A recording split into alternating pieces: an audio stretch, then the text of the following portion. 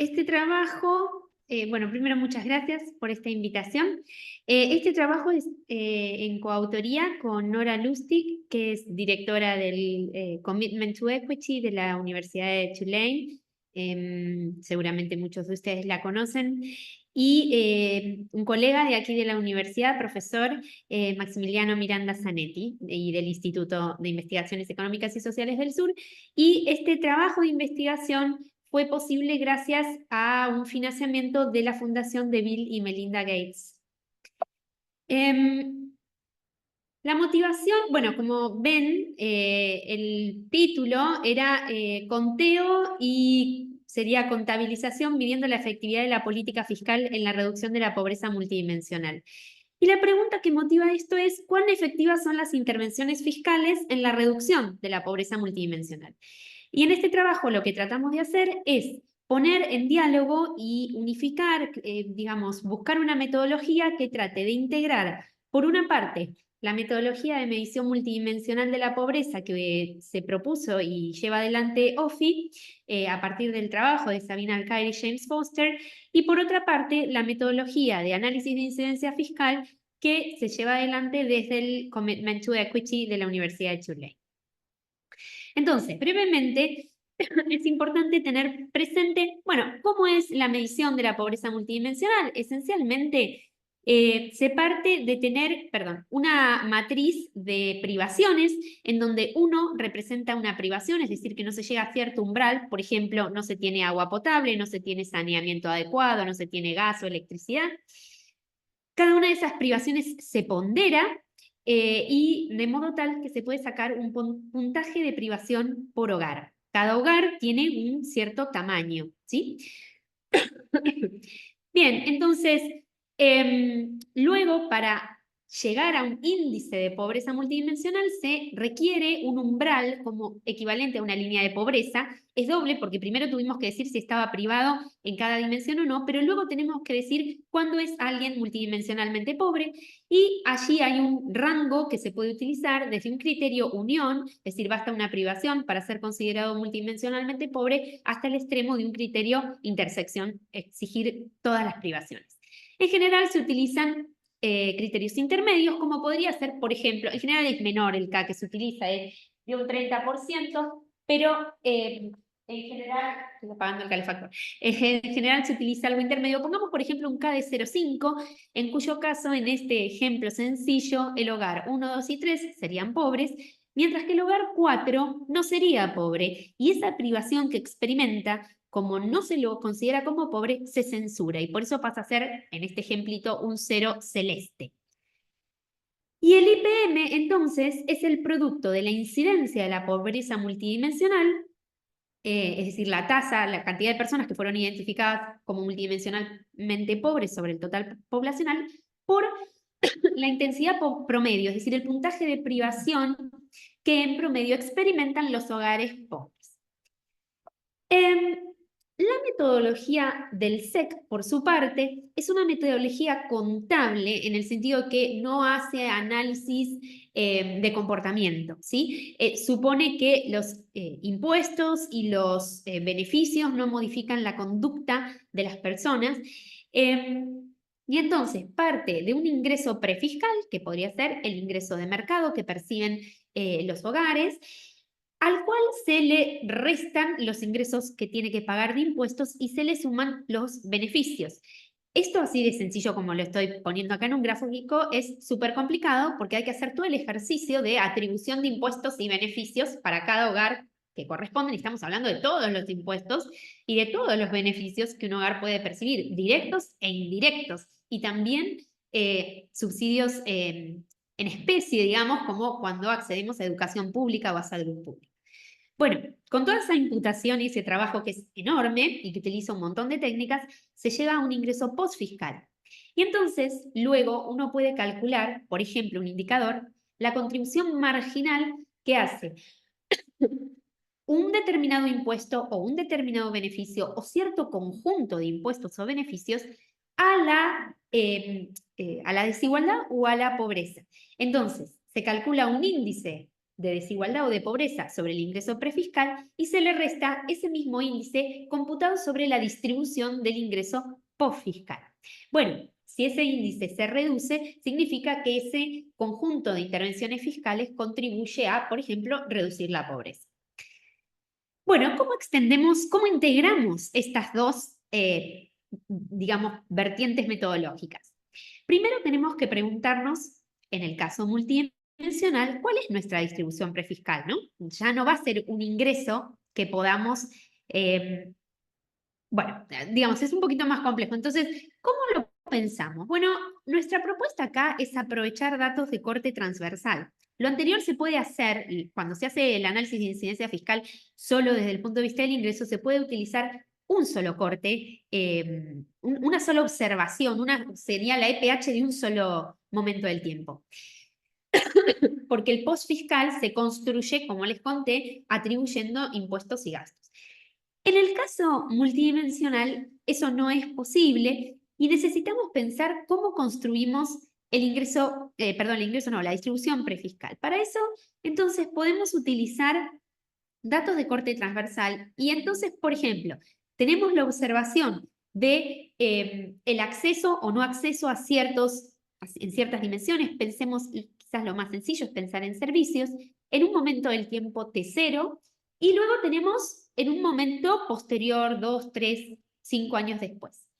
Entonces vamos a asumir que lo que observamos en el momento T0 es la distribución prefiscal y lo que observamos en el momento T1 es la posfiscal. Por supuesto, para que esto tenga algún sentido, se necesita que esos indicadores que yo esté mirando, ese cambio que yo vea, suponiendo mejorías, pueda ser atribuible a la acción del Estado. Por eso es que estoy citando acceso a servicios como agua, saneamiento, gas, electricidad, que difícilmente una persona pueda por motus propio o por mejora en su ingreso lograr que le lleven la cloaca a su casa o la conexión de gas. Entonces, claramente tiene que ser algo que pueda atribuirse a la acción del Estado. Entonces, suponemos, acompáñenme a pensar esto, supongamos que tiene algún sentido pensar la distribución prefiscal y posfiscal. Vamos a tener, en este caso, yo lo estoy presentando como si fueran datos de panel, entonces como si pudiera observar al mismo hogar en el momento T0 y en el momento T1.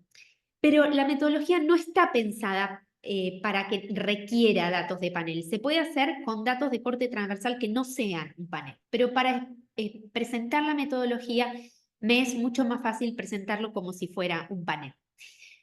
Entonces, uno podría ver, por ejemplo, que el hogar 1 estaba privado en todas estas cuatro dimensiones y en el momento 0, perdón, y en el momento 1 desapareció su privación en saneamiento, ¿ven? El 0 rojo de la S. Y así el hogar 2, 3, bien, se redujo la pobreza y entonces, bueno, esto fue gracias a la acción fiscal.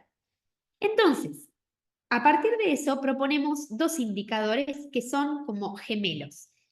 Uno es el de efectividad de impacto y que quiero aclarar que están inspirados en indicadores análogos o no tan análogos, pero digamos con el mismo nombre, que están desarrollados para el caso del ingreso por la metodología del SEC.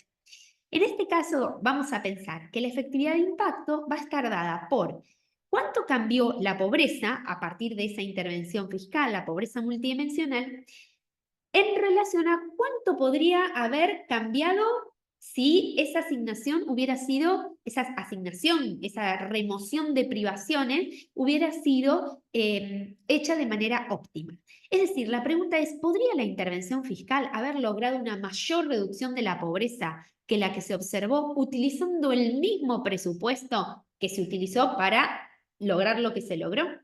Y una pregunta dual es decir, bueno, ¿y cuánto hubiera sido el mínimo presupuesto que se podría haber necesitado para lograr la reducción que efectivamente se observó? ¿Sí? Entonces ahí comparamos el presupuesto B observado, el presupuesto óptimo que se podría haber utilizado en relación al B observado. Y eso sería la efectividad de gasto. Quiero aclarar que la palabra impacto acá no es, despojémosla de la noción de impacto que tenemos en economía en el análisis de evaluación de impacto. Claramente acá tiene un sentido mucho más tenue, ¿no? No es esa evaluación de impacto. Bueno, entonces, esos delta MP0 y T0 y T1, ese delta MP por pobreza multidimensional, la propuesta es que sea hecho con un IPM, léase la medida M0 de Alcaer y Foster.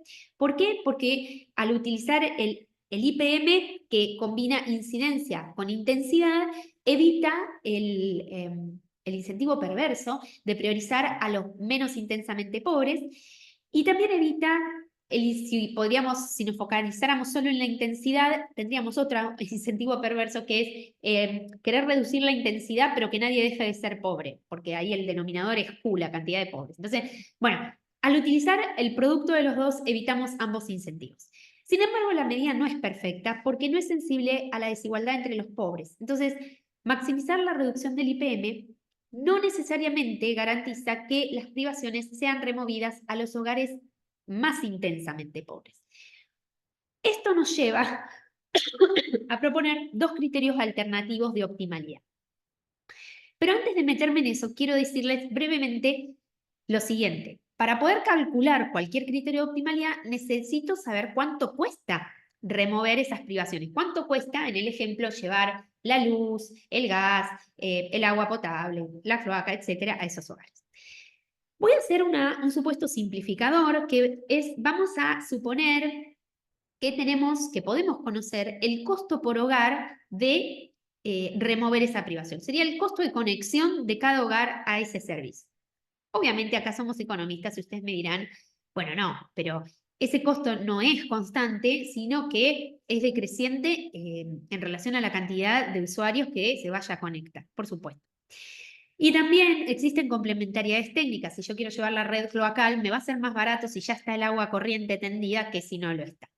Es verdad también. Bueno, lo que quiero aclarar, ahora voy a trabajar como si fuera un costo constante, pero tranquilamente en los algoritmos que desarrollamos se puede incorporar como una restricción adicional que se tenga que conectar cierto número mínimo de usuarios para llegar a ese PHC, no per household cost, de ahí viene el PHC, y también se podrían incorporar las complementariedades técnicas. Los dos criterios óptimos que definimos en realidad son similares, solo que invierten el orden de prioridad. Uno se va a llamar, lo llamamos el Max N. Lenov. ¿Por qué? Porque en primer lugar el criterio de asignación sería lograr la máxima reducción posible del IPM, es decir, sería reducir la pobreza al mayor número, por eso lo de Max N, ¿no? Reducir la pobreza al mayor número de personas posible. Y en segundo lugar, como segundo criterio de decisión, sería remover privaciones en orden decreciente de intensidad de la pobreza, atendiendo a la idea de no dejar a nadie atrás, entendiendo esto como no dejar a los más pobres entre los pobres atrás. El criterio alternativo es invertir el orden y poner prioridad en quienes son más pobres y en segundo lugar lograr la máxima reducción. Esta disyuntiva viene de lo siguiente, emerge por el hecho de que el costo de conectar hogares a ciertos servicios es por hogar, no me importa si viven 10 personas o 5 personas. Pero la reducción de la pobreza sí importa si son 10 personas o 5 personas. Entonces, estos dos criterios coinciden si se ignora el tamaño de los hogares o si la identificación de la pobreza y el costeo se hiciera a nivel individual en vez de a nivel de hogares. Entonces, se nos abren así diferentes ejercicios. Por empezar, tengo dos criterios de asignación, si mantenemos esto de que el costeo es por hogar, pero bueno, la reducción de la pobreza es a nivel poblacional. El criterio Max-N-Lenov y el otro Lenov-Max-N. Y a su vez tengo que hacer ejercicios de efectividad de impacto y efectividad de gasto. Y a su vez esto se bifurca dependiendo del umbral K que use. Si yo uso un umbral K unión, es decir, basta tener una privación para ser considerado pobre, y utilizo el criterio Max-N-Lenov, en realidad es un ejercicio por programación lineal que se resuelve muy sencillamente. Ahora, en tanto utilice un K que no sea el unión o utilice el criterio Lenov-Max-N, me aparto de ese ejercicio de programación lineal y necesito que el cálculo de esa distribución óptima sea iterativo. Y por eso entran en juego los algoritmos que hemos desarrollado. Entonces, Supongamos que entre T0 y T1 hubo una cierta reducción de la pobreza de tamaño de M, supongamos, logrado con un presupuesto B. La pregunta, nos vamos a centrar en esta presentación en la efectividad de impacto. ¿Podría la intervención fiscal haber logrado una mayor reducción de la pobreza con el mismo presupuesto? Bueno, para saber eso tengo que buscar la distribución óptima. Para eso, digamos, nos dimos cuenta, desarrollamos esta herramienta de decisión, que es una matriz de costo-efectividad, en donde cada elemento, la matriz es la misma matriz de, digamos, hogares y dimensiones. ¿Qué hay en cada celda de esa matriz?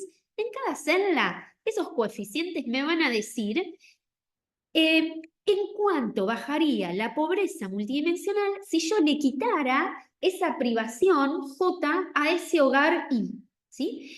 Y que tiene un costo. Entonces me dice esto, ¿no? Indica la reducción del IPM que produciría gastar una unidad monetaria en eliminarle esa privación J al hogar, a ese hogar H, perdón, no I, H. Bueno, ahora, como dije, para todo K o cuando estoy en el criterio Lenov, MaxN, necesito que esto sea iterativo. ¿Por qué necesito que sea iterativo?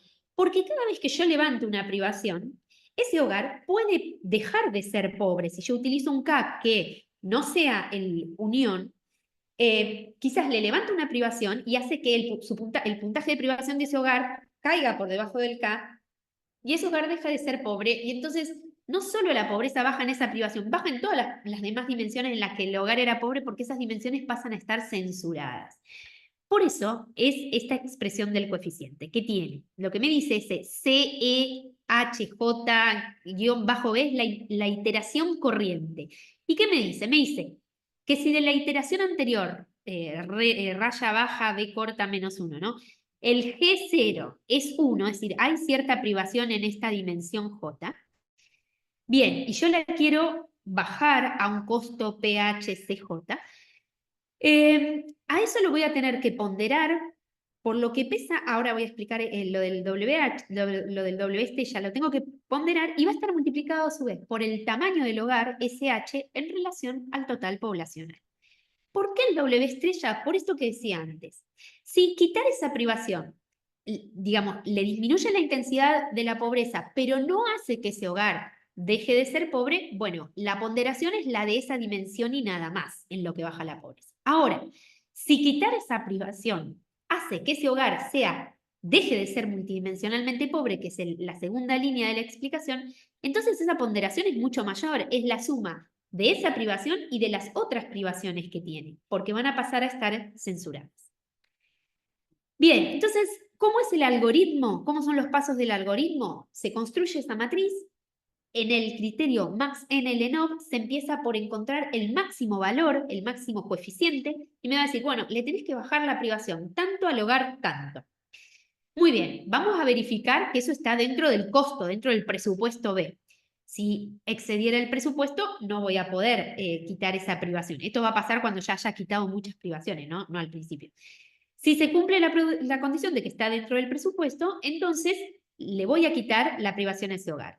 Si hubiera 12 hogares de igual tamaño, pero uno tiene mayor intensidad de la pobreza, voy a privilegiar a ese. Ahí entra el segundo criterio en juego, que es el de no dejar a nadie atrás. Una vez que quité esa privación, tengo que empezar el ejercicio nuevo, reidentificar a los pobres, censurar las privaciones de los no pobres, recomputar la matriz y repetir esto hasta dónde, y hasta que agote el presupuesto o hasta que lo que me sobre no me alcance para quitar ninguna otra privación. Ahora, el problema de esto es que en este criterio, como dije, no garantiza que se le dé prioridad a los hogares más pobres entre los pobres. Por eso tenemos el otro criterio que invierte el orden de prioridades y pone primero a los hogares más pobres entre los pobres. La matriz es la misma, pero el orden en el que quito las cosas va a ser distinto y por lo tanto los resultados van a ser diferentes. ¿Por qué? Porque yo primero voy a decir, voy a ordenar esa matriz del hogar más pobre al hogar menos pobre. Y voy a decir, bueno, de los hogares más pobres, ¿cuál es el mayor coeficiente? ¿Qué privación me conviene remover? Bien. Luego sigo, bueno, ahora, de los más pobres ahora, ¿Cuál privación me conviene remover? Y así. Entonces el resultado es diferente. Para mostrarles un ejemplo totalmente de juguete. Si yo tengo 4 privaciones con igual ponderación, pero diferente costo, ¿sí? Es más barato quitar, o digamos, quitar la privación en electricidad y lo más caro es llevar la red cloaca, ¿sí? 400 versus 2300. Supongamos que tengo la matriz gris es la distribución inicial de privaciones y la observada es la verde, donde se levantaron las privaciones que aparecen en rojo. Muy bien, en este ejemplo la pobreza bajó en 0,163, ¿no? El IPM bajó en eso y se gastaron 6.900 pesos. Acá tengo los hogares ordenados desde el más pobre, inicialmente ven que el puntaje, el CIT es 1, 1, 1, después 0,75 y así hasta C. Bien, ¿cómo podría haberlo hecho? ¿Cómo comparo esto con la distribución óptima? Si utilizo el criterio Max-NLNOV, esta es la matriz de coeficientes que me permite decidir y me dice que tengo que quitarle, por ejemplo, al hogar 5 y 6 la privación en electricidad. En realidad, le voy a quitar la privación en electricidad a todos los hogares que estaban privados. Voy a quitar privación en gas al hogar 1, 4 y 5 y privación en agua al 1 y 4. Y ahí me voy a haber gastado 6.300 pesos y ya no me va a alcanzar lo que me queda para quitar ninguna de las demás privaciones que quedan. Ese es un ejercicio óptimo. El otro sería poner primero a los más pobres, en cuyo caso, aunque ahí ven que el 3.125, ¿no? El hogar 5 con electricidad es lo que 5 y 6 son los que más costo efectivo es, de acuerdo con el Max en el ENOC. Yo no empiezo por ahí. Empiezo por el hogar más pobre y digo que le tengo que quitar electricidad al hogar 1, ¿sí? ¿Por qué? Porque ese hogar está privado en todo. Al hogar 1, al 2 y al 3. Y bueno, y así voy a seguir luego quiénes son los más pobres y así entonces ven que los números rojos son otros en la matriz de la derecha y ahí se llega a agotar el presupuesto de 6.900. Entonces, a partir de, digamos, con el primer criterio, fíjense que me quedan hogares con altas privaciones, con 0,75. Si bien el IPM bajó más, me quedan hogares con puntajes de privación más altos. Mientras que cuando priorizo a los más pobres entre los pobres, el IPM global bajó menos, pero no me quedan hogares, por ejemplo, con más de 0,5 privaciones, no, y entonces, digamos, la intensidad máxima es menor. Y esto es lo que muestran estas curvas, ¿sí? Digamos, el criterio de optimalidad de Max NLNO domina, pero hasta un K de 0,5, por ejemplo, y después pasa a dominar el otro, porque el otro asegura erradicar la pobreza más intensa. Y bueno, a partir de allí puedo hacer estos cálculos de efectividad de impacto y efectividad, bueno, efectividad de gasto no lo vimos acá, pero sería comparar cuánto se redujo de manera observada la pobreza, 0,163, y cuánto se podría haber reducido si hubiera aplicado alguno de estos dos criterios. Entonces, por ejemplo, en este caso sería de un 61% la efectividad. Si usara el otro criterio, me daría un 62. Pero si además utilizara un K más alto, ahí se aprecia la diferencia del criterio el LENOV Max N, porque me mostraría que con ese criterio yo podría haber erradicado la pobreza con un K0,75, ¿no? Con un valor alto, mientras que en la práctica estuvimos muy lejos, apenas se llegó al 56% de esa reducción. Bueno, esta metodología se puede utilizar para hacer un análisis ex post, o sea, una vez que el Estado ya ha hecho este gasto, pero también se puede utilizar para guiar un programa ex ante de reducción de la pobreza. Y simplemente déjenme terminar diciendo que tenemos en el paper digamos, las puntualizaciones de qué cuestiones habría que incorporar, y de hecho los algoritmos lo permiten, para llevar esto a una aplicación real, ¿sí? Así que bueno, voy a dejar por acá señalo las cuestiones que serían necesarias, los datos que serían necesarios para poder implementar esto. Pero voy a parar acá para dejar lugar a preguntas. Muchas gracias. Bueno, gracias, Emma. Yo voy a empezar de nuevo con una sola pregunta. Es más bien conceptual. Vos dijiste, bueno, tenemos que tomar medidas o indicadores de pobreza y la persona no puede de manera individualmente solucionarlos ante un aumento de su ingreso. Pero en sociedades o en lugares donde puede haber migración, ante una respuesta, ante un aumento del ingreso, no puede irse a un lugar donde esté la infraestructura esta. O sea, no es el Estado se la provee en el hogar donde él estaba, sino que se muda a otro lugar. Entonces, el impacto expo, sobre todo si es sobre los datos, a lo mejor fue no porque hubo inversión, sino porque hubo recomposición de la ubicación geográfica de los hogares. Sí, tenés razón.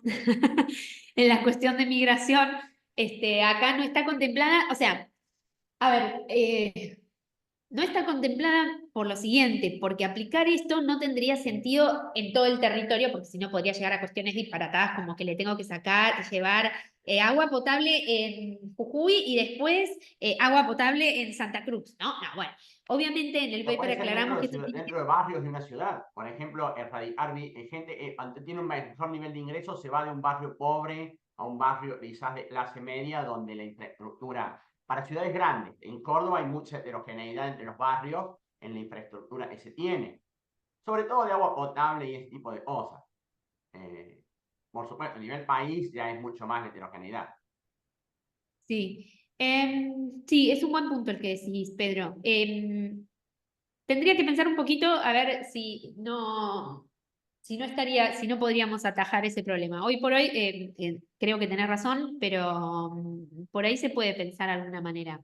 Pero bueno, sí, a priori podría haber esa migración intraurbana y no la estaríamos captando. Digamos, hay que ver cuánta incidencia tiene eso en la práctica, pero bueno, sí, pues Eh, acepto, tomado. bueno, ¿alguna otra consulta de alguien? Yo voy a hacer una Jorge. pregunta, Mariema. Bueno, muchísimas gracias por la presentación, ha sido muy clarita y porque el problema es complejo, digo, o sea, has compactado todo de manera satisfactoria desde mi punto de vista. Eh, la pregunta tiene que ver con algo que es obvio, pero vos estás trabajando, o sea, están trabajando con hogares, digo. Eh, ¿puedo pasar eso? O sea, ¿se han planteado en algún momento que eso lo puedo llevar a nivel de individuos? Estoy pensando en una situación, no sé, que me interesa pobreza multidimensional en la niñez, por ejemplo. Entonces, ¿podría adaptarse esa metodología, digo, para ese tipo de cuestiones? Y el otro punto que te iba a plantear es, vos hablas ahí de un presupuesto. Lo que no he podido captar, quizás no he estado atento en ese punto, en ambos modelos vos terminás con 0 pesos, o sea, a vos te dan 6.900, no sé cuánto era el del ejercicio, y vos cuando terminás tu programa te quedás con 0 o puede quedarte algún remanente, con lo cual no estarías siendo eficiente, digamos, en la asignación de los recursos de los que disponés. Bueno, eso, gracias. Perfecto. En términos individuales, sí, digamos, se puede aplicar el mismo algoritmo, eso no habría problema. Pensé mucho este tema de hogares versus individuos y lo que me pasaba a mí es que a veces las privaciones a nivel individual, por ahí está bueno lo que señala Jorge respecto de los niños. A mí me pasaba que me costaba pensar en ejemplos de privaciones a nivel individual que solo la remoción pudiera ser atribuida a la acción del Estado. Entonces, cuando yo pensaba en eso, inmediatamente fue que a mí en la cabeza se me venían los servicios y por eso todo lo pensé en términos de servicios, con la complejidad que eso tiene, que ya sabemos lo que mencionaba, ¿no? De las economías de escala y demás. Entonces ahí decía, y bueno, y me puse a averiguar y todos me decían, no, bueno, el costo de conexión es del hogar, no me importa si viven 10 personas o qué sé yo, o 5, no voy a hacer el caño más grande o más chico, por eso es estándar. Así por la cantidad de hogares que se está conectando, o la densidad poblacional general de la zona. Pero por eso es que está planteado a nivel de hogar. Pero si uno tuviera una serie de indicadores a nivel individual que realmente los podés atribuir meramente a la acción del Estado, digamos, tendría sentido aplicarlo a nivel individual. Con respecto al presupuesto, en realidad, con los dos ejercicios, en uno me sobra plata, pero no diría que es ineficiente, me sobra poca, pero me sobra, sí, podría dar que sobre, pero no sería ineficiente porque aún usando menos, redujiste más la pobreza, entonces igual sigue siendo óptimo, ¿sí? Y bueno, y lo que te sobra, como no hicimos que se permita pasar del presupuesto y ya no te alcanza para remover ninguna otra privación, bueno, quedó remanente. pero en ese sentido, digamos, creo que está bien el criterio.